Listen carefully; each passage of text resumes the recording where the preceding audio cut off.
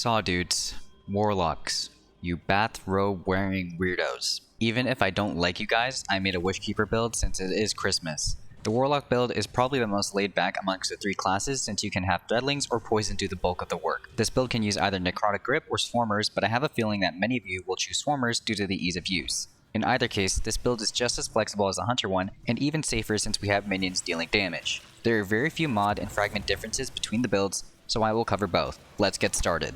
The Gameloop is up first. Start combat by killing enemies and hitting precision shots with Wishkeeper. Once a Snare Weaver arrow is ready, fire it into a crowd or high priority target. Throw an Arcane Needle at them to proc Unravel for the extra damage. Once they die, pick up or shoot the Tangle to proc a Suspending Explosion. Use your Grapple Grenade to reposition or melee. If you're using Shackle Grenade, use it to lock down crowds or consume it to create a Suspending Explosion on kill. Rinse and repeat. Needlestorm will be our boss damage super or the I messed up button. If a champion gets in your face, activate it to send them back to their maker. Healing Rift isn't mandatory for this build, but it does provide extra security. If you feel like you want Wishkeeper to do more damage, then go ahead and use Empowering Rift. Arcane Needle will be used to unravel targets from long range. If you're running Necrotic Grip, it will also apply poison and have add clear potential. Like the last two videos, you have two grenade options, Grapple and Shackle Grenade, both of which play into our aspect choice. Grapple, as you will see later in the video, allows you to adopt a much more aggressive playstyle when you're not using the bow. Shackle Grenade can lock down rooms or be eaten to create suspending explosions.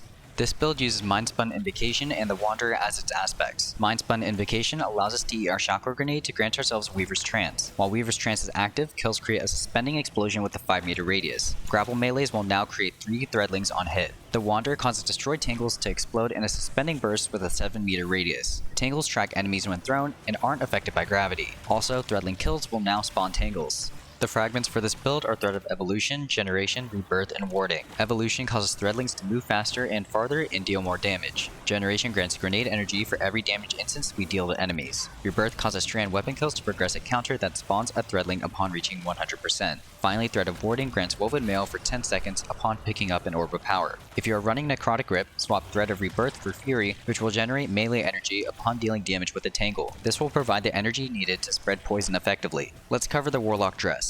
I'm sorry if the builds seem repetitive across classes. After testing, this gear setup still proved to be the best. Firstly, the helmet had Harmonic Siphon, Special Ammo Finder, and Font of Wisdom. On the gauntlets, there was Font of Focus, Heavy-Handed, and Focusing Strike. If you choose to use Necrotic Grip, swap Font of Focus for Font of Vigor. For the Tutu, I equipped Sniper Damage Resistance and 2 Variable Resistance mods. The Slippers had Recuperation and 2 copies of Strand Weapon Surge. Lastly, the Bond had Distribution, Time Dilation, and Reaper. Since the build doesn't engage in close quarters combat, having high resilience isn't necessary. You can have 70 points in the stat and get away with it. The rest of your points should be in Recovery, Discipline, and Strength. Recovery will lower our Rift cooldown, Discipline will lower the cooldown of our chosen grenade, and Strength will let us chuck more used needles at enemies. If you're enjoying the Christmas upload, consider subbing. It'll be the best gift I could ask for. Today's build only has one weapon loadout. There isn't much need to recommend multiple because this build's playstyle is very relaxed and covers most bases. Weapon loadout 1 uses Wishkeeper, the Eremite, and Cataphract GL3. I'll run through the explanations quickly since this is regurgitated info.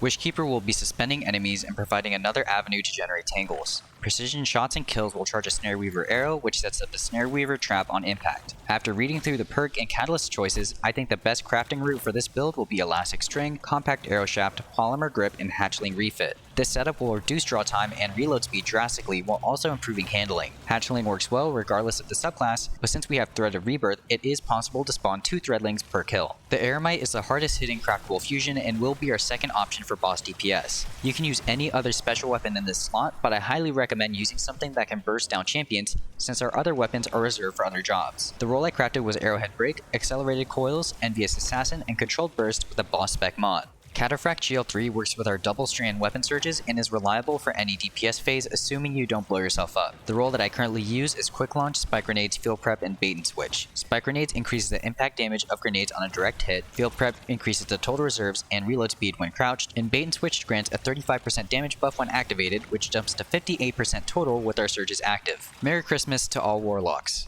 except the Solar Tryhards Crucible. You guys ruined my 2023. Anyway, I hope you guys enjoyed the build. I love Wishkeeper and can't wait to upgrade it.